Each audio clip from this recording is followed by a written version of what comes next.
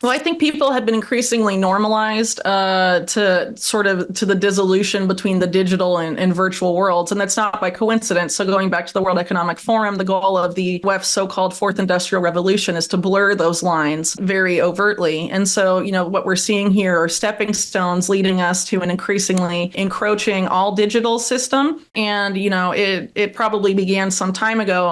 I'm sure you remember several years ago, Mohammed bin Salman, for example, gave citizenship to a robot. In this recent interview with Glenn Beck, Whitney Webb discusses how digital ID systems are being quietly implemented worldwide, not as centralized government projects, but through a web of private vendors.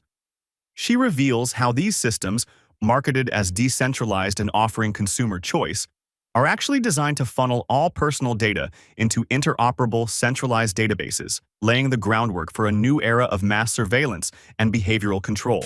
Let's go back to what the WEF is by its own description. It's the premier promoter of the public-private partnership.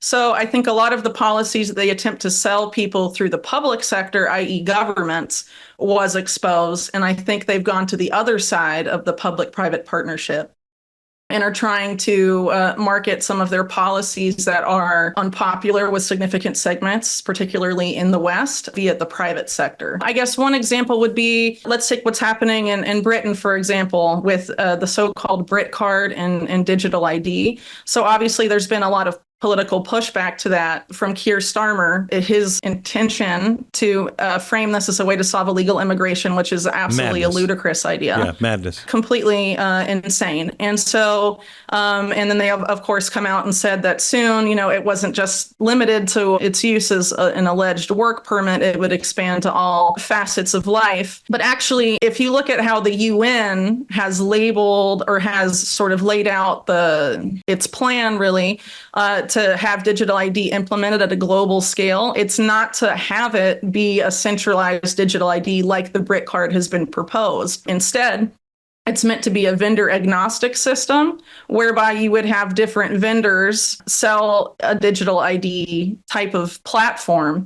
And so to the public would see it as decentralized and all these different private sector partners in digital ID that they have the illusion of choice between them. But really all that data is meant to be interoperable, and so that it can all be harvested off of any of these different digital ID platforms and collated in a mass in a single database.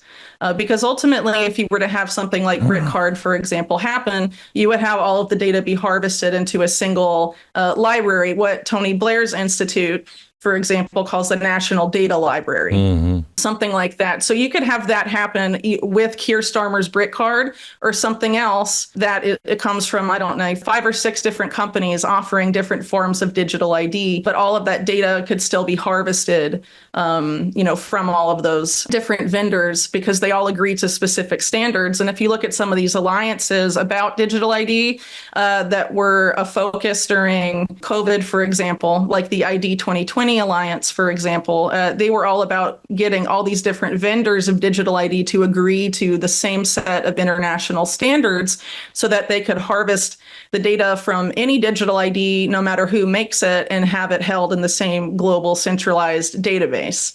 So there are different ways to get what they ultimately want, but it all comes down to public perception. So a colleague of mine who I've worked with closely on digital ID for a few years now, Ian Davis, recently wrote about what's going on in the UK, and he's based there. And he posited that maybe what Keir Starmer is doing is actually a bait and switch, that to create all this unpopularity about this style of digital ID, but then someone later could come in riding the wave of the discontent that this is creating and then offer a new solution, which would be more along the lines of what I just described, which is actually how the UN itself in SDG 16, which is the SDG that includes digital ID, the roadmap laid out there is not the same as the one laid out by Keir Starmer. So in that, you still have a public-private partnership, right? But it would be the private leading as opposed to the public leading. And what we're seeing come out of the UK right now is being sold as a public leading thing, and it's grossly unpopular. And I think they're a lot smarter than people give them credit for. I mean, they're fundamentally very manipulative, and they want us to get stuck with the same policy, but they're very apt at selling it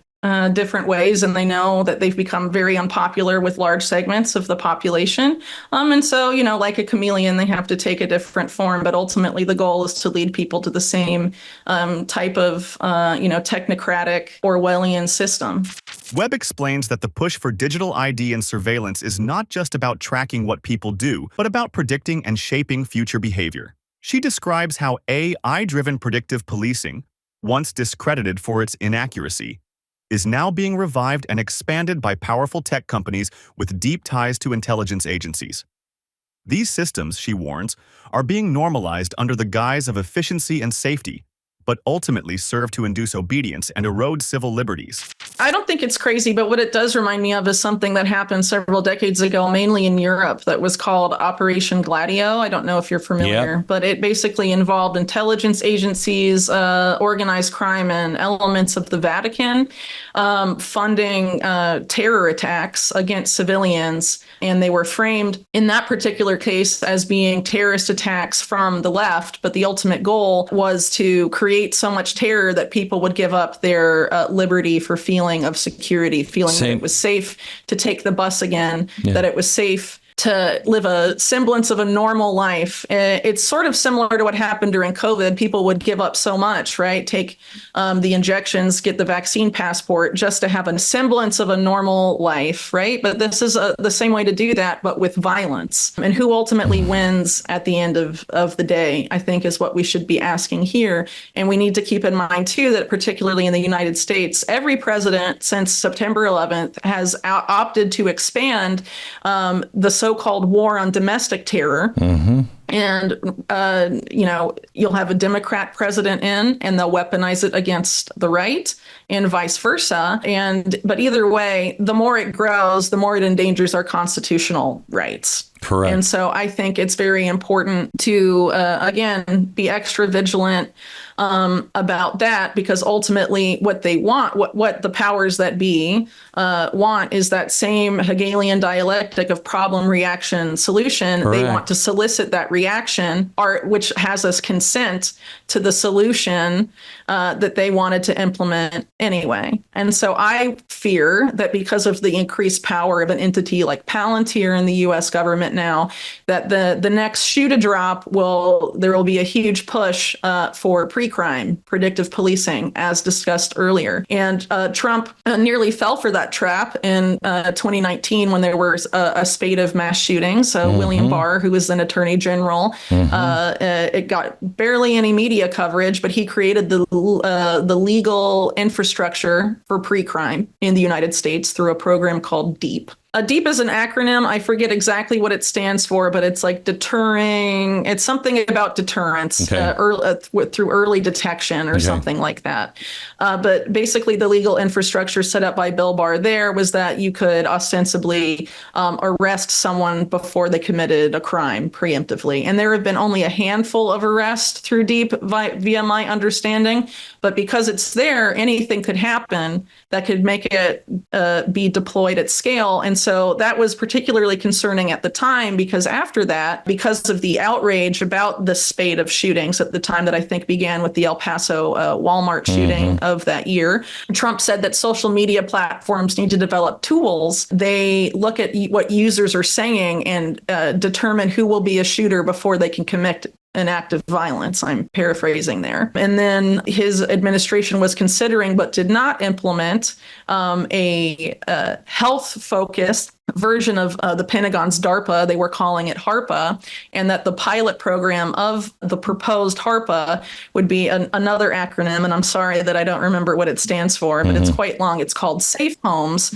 And the biggest lobbyists of this to the president at the time were Jared Kushner and his daughter, Ivanka. And basically what that program proposed was for an AI to go over all of Americans' social media posts and determine what they called early warning signs of neuropsychiatric violence.